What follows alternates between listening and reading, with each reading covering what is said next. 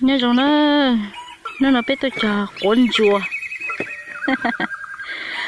cuốn chùa biết muốn lên chơi hú cuốn chùa nó này tất chỉ mà một đây hùa cá chi này su cá chi nó su lên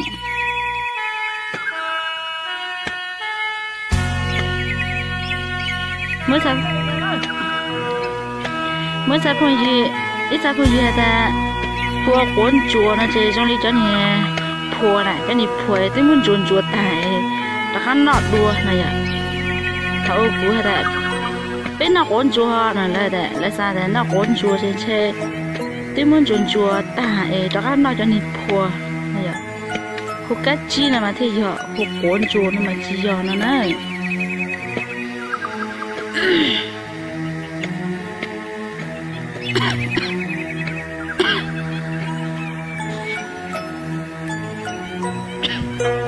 nó lo thế giờ thì sao là lần nào nó cho nên nó mua suốt lại nè cái gì mà lần nào thế lần nào tao ít kia nó cho nên không tôi chỉ khổ đi chỉ lấy chỉ tao đi luôn chỉ mua suốt nè phải đi tại thì chán tôi mà đi tôi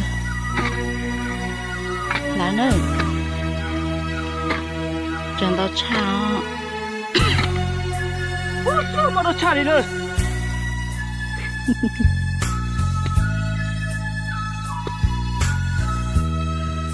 lấy tôi cho tao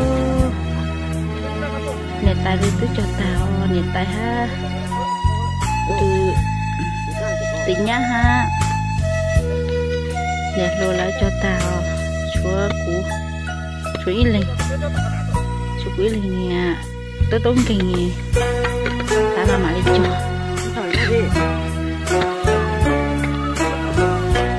nông tệ cũng công tệ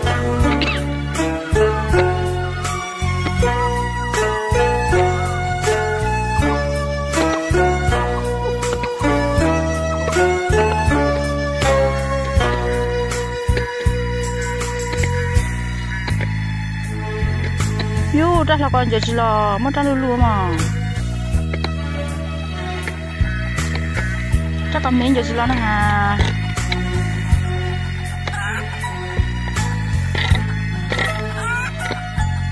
giờ bắt đầu khi tháo bắt đầu luôn giờ chỉ lo nè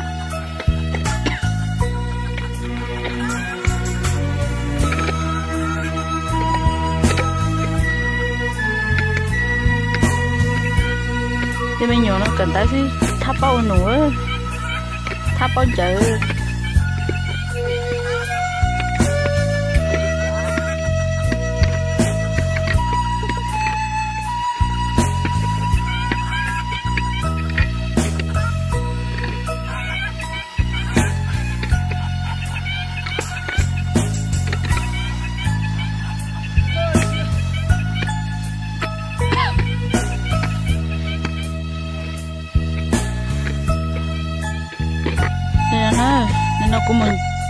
cũng một thó cá mình giờ khó nè mình giờ khỏi bề mà đã thấy đua là sao có thấy sao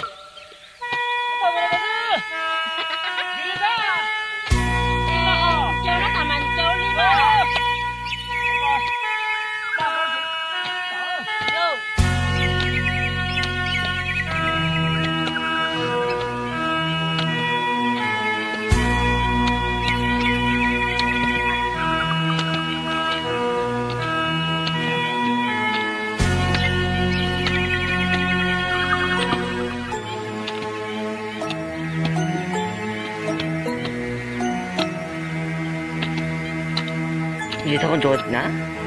Ini tak konjot.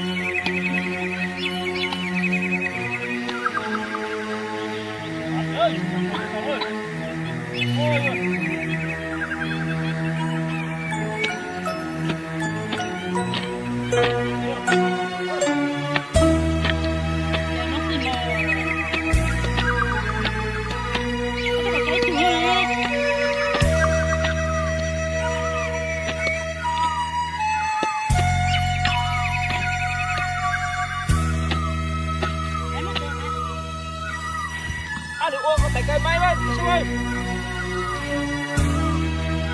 Ủa? Ơi. Cái con gì đó cho lên nó ơi. Cho lên nó ơi. Cho lên nó ơi. Hai cái cho nó thử. Cho lên nó ơi.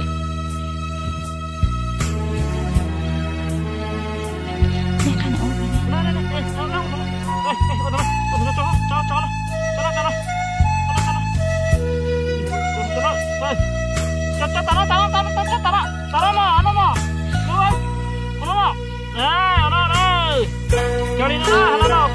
nào? Chưa có cho mình chỉ cho kia. Tụi tao nó cho nó mình chỉ mà. Mai phải có chỉ cho chặt à. Ồ, hiện tại tôi chỉ tao mất chua.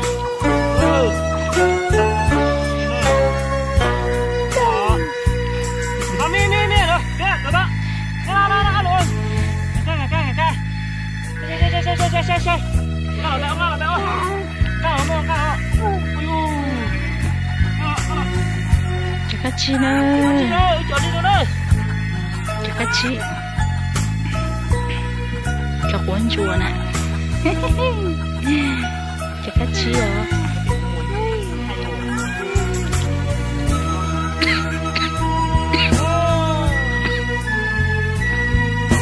cho hốt thì cái gì bún mình nè.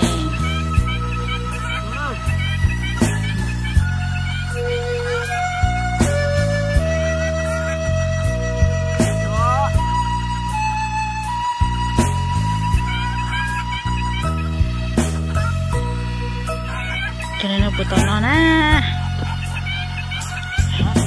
cho nó bút tao nó,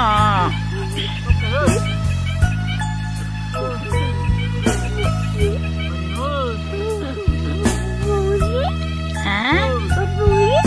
Bu nè, ta bung ta mô, mấy bung nè, có ư?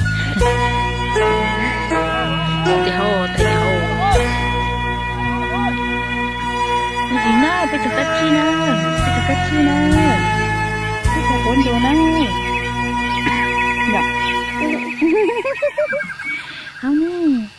không nè bố chờ cuốn xuống bố chờ cắt chi nè tao nó cho lên nó ta chỉ tao một chế lại xá tàu nữa bây giờ xá tàu nữa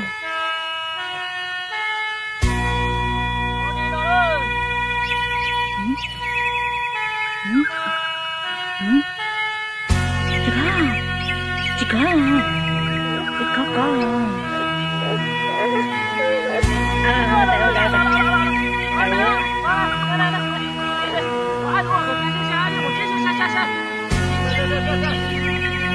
cho nên nó không nó